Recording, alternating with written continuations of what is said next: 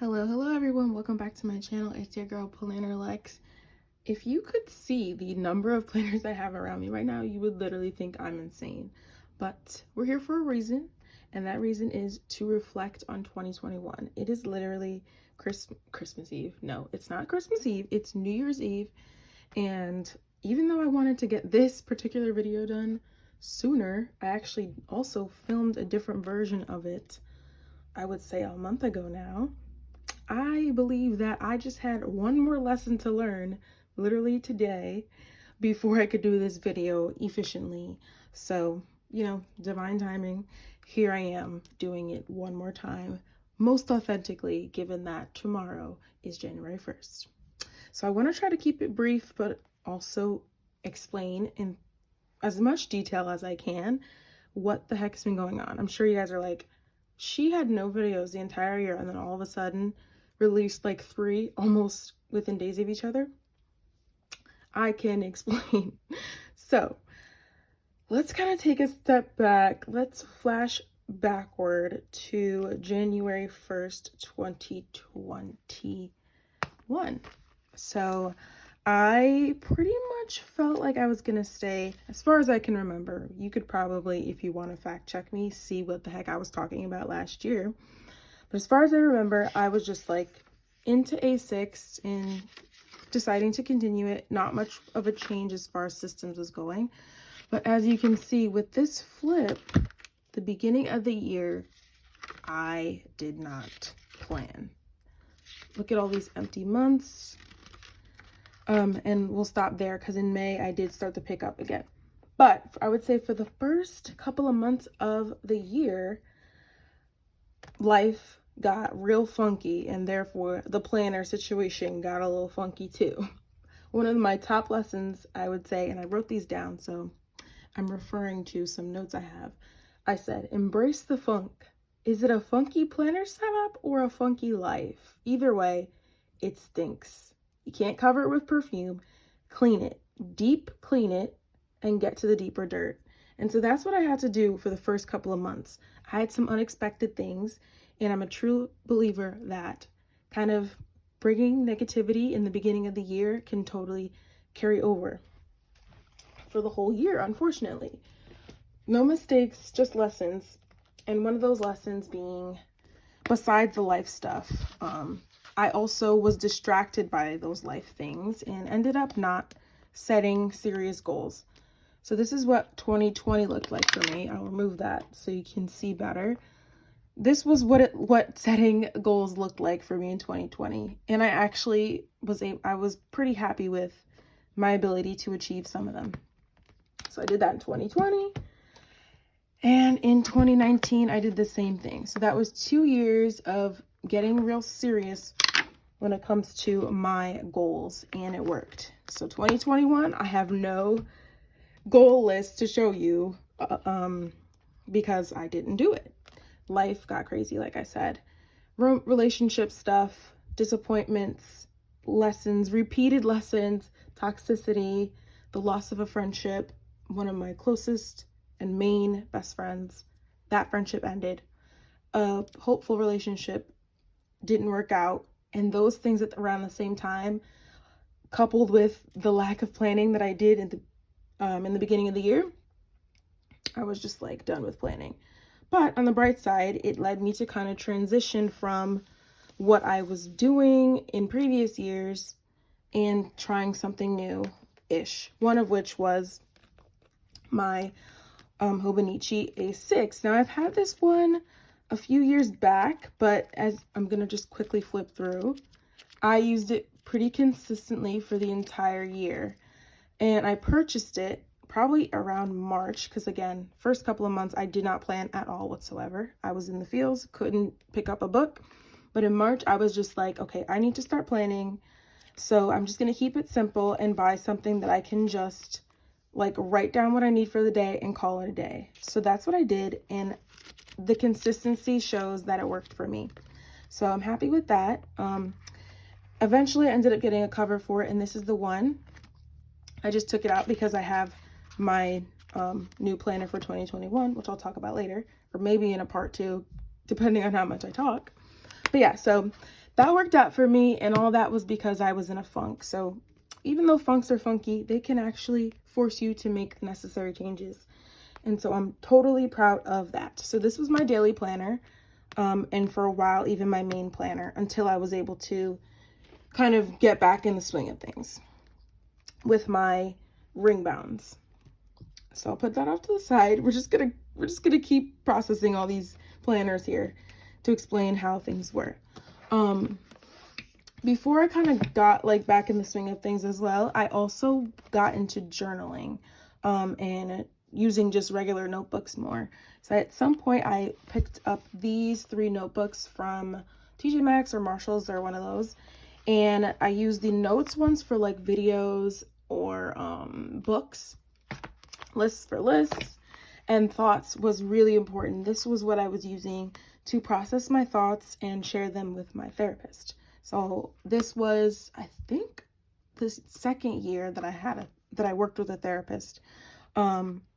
And again, given the way that the year was starting off, it became extremely important. So I think, again, one of the really good lessons I would say I'm bringing into 2022 is the importance of balancing between planning and journaling. Journaling being a very therapeutic process for me, just as therapeutic as planning, if not more. So another new addition to my planner system in 2021 was my Hobonichi cousin. So this one was more about memory keeping, gratitude, highlights of the day. That's what I did in these monthly spreads here. Got to use my stickers again, which made me more excited about planning again. And by the way, this is a half year, so just to clarify that. It's a little slimmer than the full year, obviously. Used my Bando stickers that I love, like I said, and for each day I wrote a highlight. I decorated some of these weekly spreads with kits or just stickers I had.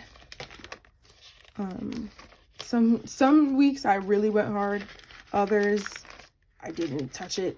Some I planned halfway. That's just kind of how I am when it comes to like these kind of things. I loved how this spread turned out, and then my Halloween spread was really cute too. But I really liked having a space for this because if you've been following me, I have always been a lover of stickers, and I've had a few like recollection spiral bounds or other like sticker heavy planners, and I feel like that's kind of what my original joy came from. So other weeks I just wrote down. I used it as like a time tracker, trying to keep track of like what I was doing and where my days were going. And I think that was really beneficial. So this was Christmas week, and now the current week, I'm not really doing it. So it is what it is. But I feel like I still benefited from it all. And then again, half the year was going by, and I used the dailies to journal the day. Check this out. Like, that is some serious writing and some stickering. I think I originally bought it thinking I would like do like memory spreads, but it ultimately ended up being some serious journaling. So I'm really grateful that I have this and I can look back on it and see how things were and kind of remind myself of certain things or certain lessons. I do believe that we can come across similar lessons if we don't fully learn them. And that's definitely something I'm taking into 2022. So there's that. That was kind of more the journaling side.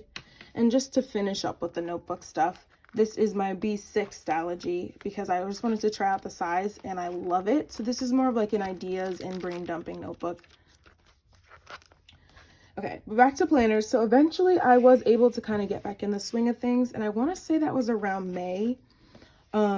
This was kind of an on again, off again planner for me.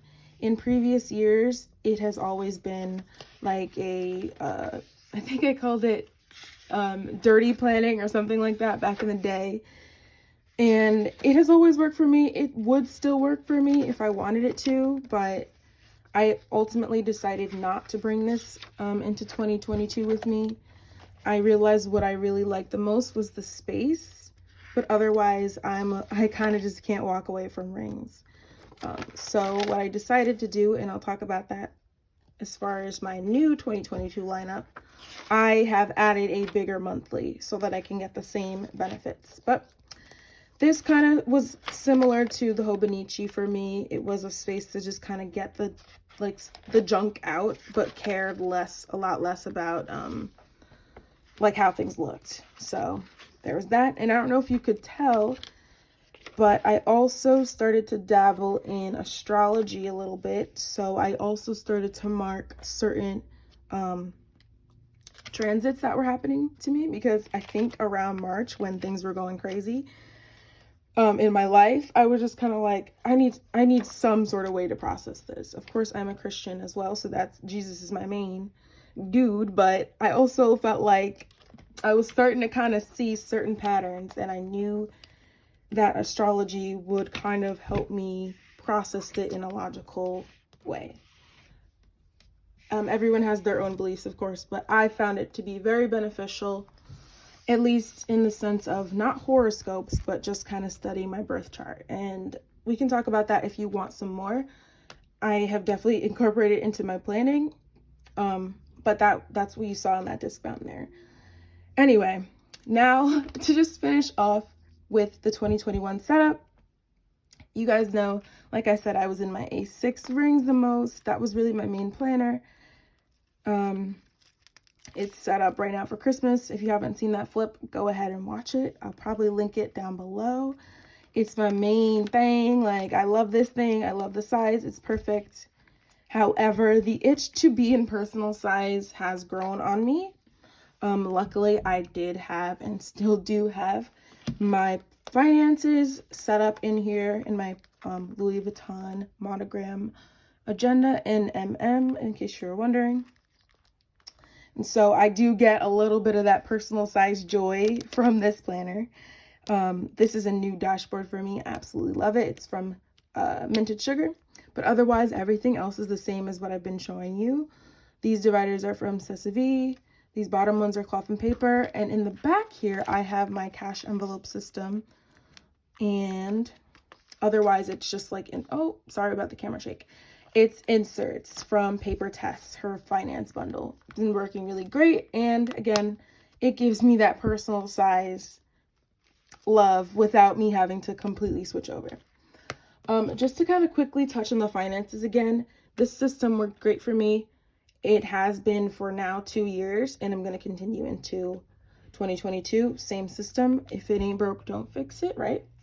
But I just wanted to share, I did incorporate the cash envelopes more this year. Last year, I was doing just swiping my card and tracking purchases. This year, I was even more on top of my spending by limiting the actual cash I had to spend. And in addition to these envelopes you saw here, which are just some pockets from Amazon, I re-added this Peanuts Planner Co. Like cash envelope folio kind of thing. She still has them on her website, I believe. And they come with 6 tabs, but I'm only using 3: needs, wants, and food. And because this Hobonichi comes with me everywhere, it's my daily planner. I have my money, I have my planner, I have a pen, and that's all I really need. So that was all my 2021 stuff. And I think because this video is getting a little long, we'll do a part 2, which will explain my 2022 system, which has changed ever so slightly. But yeah, thank you for watching, and I'll see you in part 2.